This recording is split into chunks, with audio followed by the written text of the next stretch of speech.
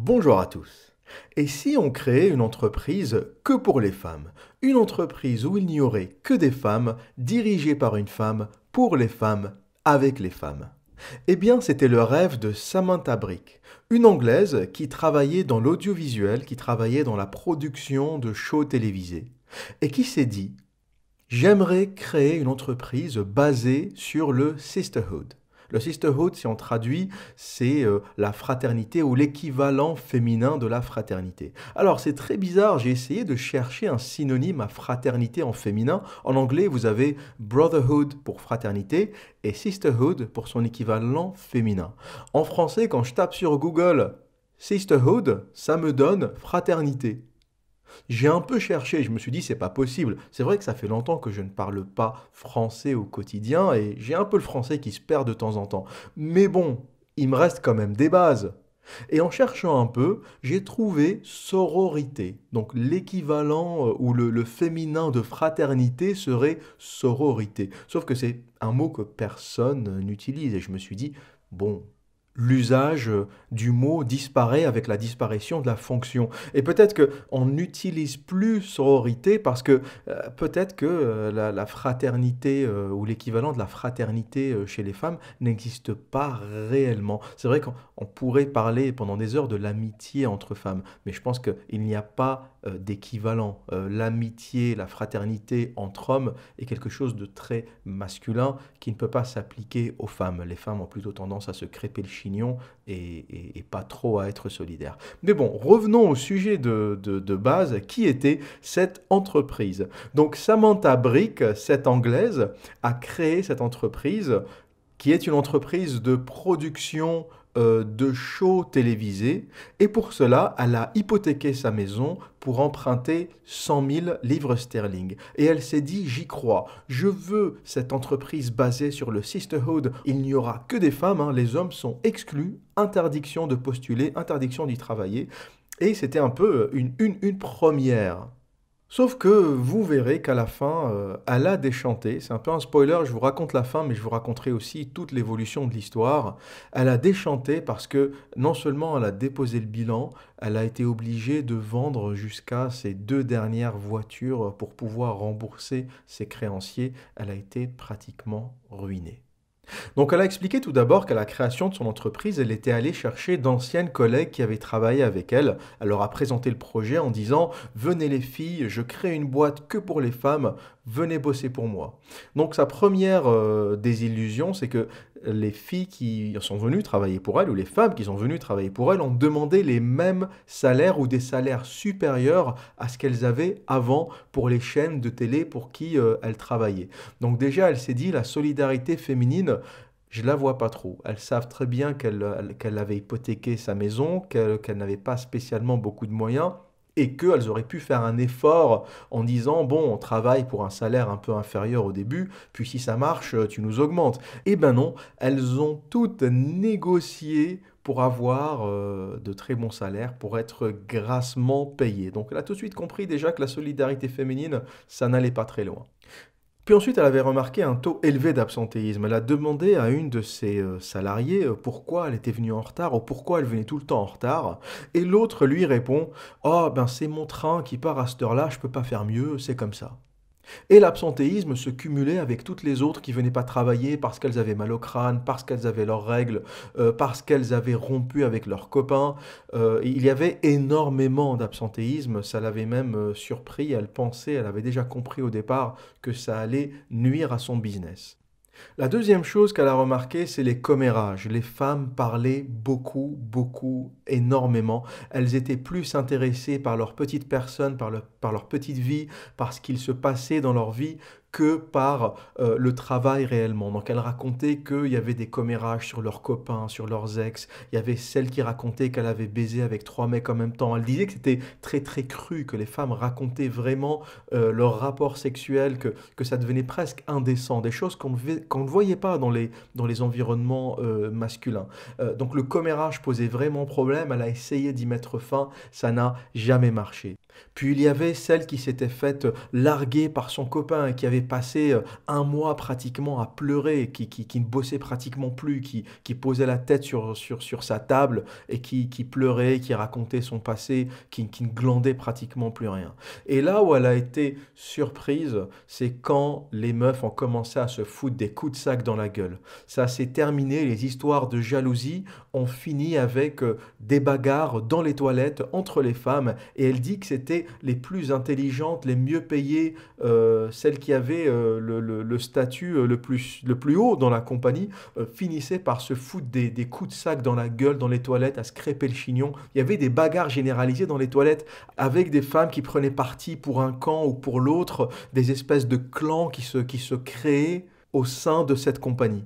Donc absentéisme, jalousie, bagarre généralisée dans les toilettes, commérage, des histoires crues, indécentes, qui parlaient de cul, de sexe, de bite, de taille de bite. Elle raconte que c'était, je vous mets en lien l'article dans la description de la vidéo, et elle raconte que c'était très très cru. Elle était surprise par le langage cru des femmes qui, en général, étaient un peu calmées, canalisées par la présence des hommes. Et donc, en parlant d'hommes, à un moment, il a fallu qu'elle embauche des caméramans. Et elle a essayé d'embaucher des femmes, mais elle ne trouvait pas. Donc, elle s'est résolue à embaucher 2 hommes pour occuper ces postes de caméraman. Et il faut savoir que là, c'est un peu le réalisme qui revient. Quand on cherche un caméraman, vous ne trouverez jamais de gonzesse. Pourquoi?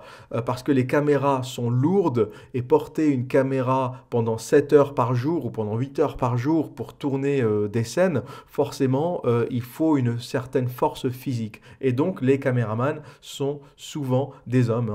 On dit pas caméra woman, on dit caméraman. Donc, le réalisme, on a beau être la première féministe au monde, on a beau croire au sisterhood, à la sororité ou à la fraternité féminine, eh bien, il y a le principe de réalisme qui revient et pour porter une caméra, il faut un bonhomme. Donc elle embauche ces 2 caméramans dans son entreprise. Et elle remarque un changement. Les filles parlaient moins et elles étaient toutes occupées à draguer les 2 mecs. Elles passaient leur temps à se maquiller, se regarder, s'apprêter, se faire belle pour avoir l'attention des 2 bonhommes. Et elles savaient même qu'il y en avait un d'entre eux qui était en couple et qui était en couple de façon très sérieuse. Et bien malgré cela, tout est dans l'article, hein, je n'invente rien. Alors malheureusement, il est en anglais, il n'est pas en français. C'est un article du 7 avril 2009, un article du Mail, donc c'est un journal assez sérieux. Et tout y est raconté très clairement, tous les détails de l'histoire, les crêpages de chignon, les bagarres et l'histoire avec ces 2 caméramans. Donc les filles ont quand même dragué le mec qui était en couple et il y en a même une qui a fini par avoir une histoire avec lui, donc qui a couché avec lui malgré qu'elle sache que il était en couple. Elle n'en avait absolument rien à foutre. Elle a découvert le côté obscur de la femme en travaillant avec les femmes. Et après toutes ces histoires de cul, ces histoires d'absentéisme, ces histoires de bagarres dans les toilettes, Samantha Brick a déposé le bilan. Elle raconte que ça a été très très difficile parce qu'elle avait hypothéqué sa maison pour créer ce projet, pour lancer ce projet, et elle a été obligée de tout vendre jusqu'à ses 2 dernières voitures pour pouvoir rembourser ses créanciers. Donc voilà comment s'est terminé cette histoire d'entreprise réservée exclusivement aux femmes. Eh bien, ça finit en crêpage de chignon, en coup de sac dans la gueule, parce que l'élément rationnel, l'élément qui pense avec sa tête, c'est l'homme, qu'on le veuille ou non. Mesdames, vous qui m'écoutez, quand vous croiserez votre collègue dans le couloir la prochaine fois, dites-lui merci. Dites-lui d'être là rien que parce que c'est un homme. Et dites-vous que c'est grâce aux hommes qui travaillent dans vos entreprises que vous n'êtes pas dans les toilettes à vous foutre des coups de sac dans la gueule et à faire vos commérages à haute voix sur la taille des pénis, sur les rapports que vous avez eus pendant le week-end, que vous n'êtes pas là à raconter comment vous avez trompé votre copain. Parce que l'homme, c'est l'élément civilisé dans l'environnement du travail. L'homme, c'est le coq du poulailler, c'est le mec qui met tout le monde d'accord. Et c'est surtout l'élément rationnel, parce que qu'est-ce que c'est qu'un homme? S'il y a des féministes qui m'écoutent, s'il y a des femmes qui ne sont pas convaincues, c'est quoi un homme? C'est un être rationnel. La testostérone fait que c'est un être rationnel qui n'a pas d'émotion. Un homme qui vous déteste le matin, il vous détestera le soir. Un homme qui vous aime le matin, il vous aimera le soir. On n'a pas de saut d'humeur, on n'a pas de fluctuation, on est rationnel. On n'a pas, on n'a pas nos règles, on n'a pas de règles douloureuses. Donc on n'a pas d'absentéisme dû à nos hormones, à nos règles. Et encore une fois, je ne dis pas que c'est quelque chose de mal. C'est biologique. Les femmes ont leurs règles. Et c'est ce qui fait qu'elles sont différentes de nous. Et c'est ce qui fait qu'avant cette hystérie du féminisme, on aimait les femmes. C'est ce côté émotionnel, ce côté changeant qui faisait que les hommes avaient envie de protéger les femmes, avaient envie de s'associer aux femmes. Mais depuis cette hystérie du féminisme qui essaye de nous expliquer que nous sommes pareils, eh bien, on n'en veut plus. On n'en veut plus. Les hommes ne veulent plus de ces femmes-là parce que c'est fatigant, parce qu'on a autre chose à faire. Donc je continue ma liste. L'homme est rationnel. L'homme n'est pas émotionnel. Il n'a pas ses hormones qui changent au cours de la journée. Il n'a pas de règles douloureuses. L'homme ne commère pas, un homme rationnel, un homme qui a un niveau de testostérone correct ne va pas avoir tendance à être dans le commérage. Et l'homme, c'est le bâtisseur. Si les trains fonctionnent, si les aéroports fonctionnent, si votre ordinateur fonctionne, c'est que il y a des hommes derrière tout ça. Il n'y a pas de femmes derrière votre réseau informatique qui marche dans votre serveur. Ce sont des hommes qui gèrent le quotidien. Et si on confie le fonctionnement de nos vies intégralement aux femmes, eh bien, mesdames, vous aurez ce qui se passe ou ce qui s'est passé dans cette entreprise. Hein, coup de sac dans la gueule, griffage et autres bagarres et coups de taekwondo. Tout ce qui s'est passé dans ces toilettes de cette petite entreprise, ça se passera à l'échelle de la ville et à l'échelle du monde. Car ce que vous ne réalisez pas, c'est que le créateur, le bâtisseur, c'est l'homme. Et vous pourrez sortir toutes les conneries féministes. Le bâtisseur restera et demeurera l'homme. Il y a une raison pour laquelle l'homme a envie de construire, l'homme a envie de bâtir. C'est que l'homme n'est pas doué naturellement de la capacité de création, la capacité à donner la vie. Les femmes l'ont. C'est pour cela que l'histoire de l'homme n'a été que création, parce que nous n'avons pas été biologiquement dotés par le don de créer, de donner la vie. Nous sommes obligés de créer autre chose. Nous sommes obligés de créer notre environnement, nous sommes obligés de créer nos vies parce que le don naturel de donner la vie a été confié à la femme. Donc arrêtez d'essayer de devenir des hommes. Les féministes sont en train de pousser les femmes à devenir des hommes et à leur faire oublier que le seul art féminin, la seule création féminine, c'est la capacité de donner la vie. Tout le reste, laissez-le aux hommes. Et ça a été comme ça depuis que le monde est monde. Lorsque les femmes jouent aux hommes, lorsque les femmes essayent de créer, lorsque les femmes essayent de faire de l'art, ça donne systématiquement un caca. À tous les coups, ça donne une merde. Une femme qui essaye de faire un tableau, qui essaye de faire de l'art, systématiquement, on a une merde. Léonard de Vinci, Michelangelo, je vais pas citer toutes les Tortues Ninja, mais ça a été systématiquement des hommes. Et leur pulsion créatrice, leur volonté créatrice, leur force créatrice vient du fait qu'ils ne sont pas capables de donner la vie. Donc laissez-nous faire, arrêtez de nous faire chier avec votre féminisme, vous êtes en train d'envoyer l'humanité dans le mur, arrêtez de nous faire chier, laissez-nous faire, on est des binaires, on a été créé binaire, 1-0, 1-0, 1-1, 1-0, l'homme est un putain de binaire rationnel, il est fait pour créer, il est fait pour bâtir, il est fait pour inventer, et tout ça, vous ne pouvez pas le faire, les femmes ne peuvent pas le faire. Pourquoi? Parce que ce n'est pas ce qu'on leur demande. La nature vous a programmé pour procréer. Arrêtez de remplacer ou d'essayer de remplacer la nature. Arrêtez d'aller contre les énergies de l'univers parce que ce n'est pas ce pourquoi vous avez été programmé. Moi, c'est ma posture philosophique, hein. Je pense que l'univers est un énorme programme. Tout est calculé, tout est pensé. Vous trouverez la spirale de Fibonacci dans tous les êtres vivants. C'est quelque chose qui a été savamment programmé.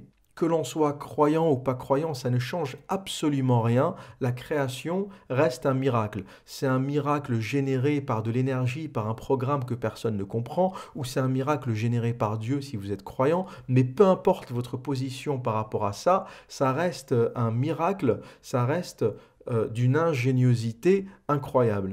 Et vous allez contre cette ingéniosité, vous allez contre tout ce qui a été créé sur des milliards d'années avec une espèce d'ingénierie sociale pathétique qui veut nous faire croire qu'une femme et un homme c'est pareil, qu'une femme peut faire la même chose qu'un homme. Eh bien, comme Samantha Brick l'a réalisé en déposant le bilan en étant complètement ruinée, une femme qui essaye de faire ce que font les hommes finit par pondre un caca, parce que ce n'est pas ce que l'univers vous a destiné à faire. L'univers vous a destiné à procréer, à vous occuper des générations futures, à vous occuper de votre foyer, à faire que l'homme puisse faire son travail. L'univers ne vous a pas programmé à singer l'homme. Vous êtes doué de création.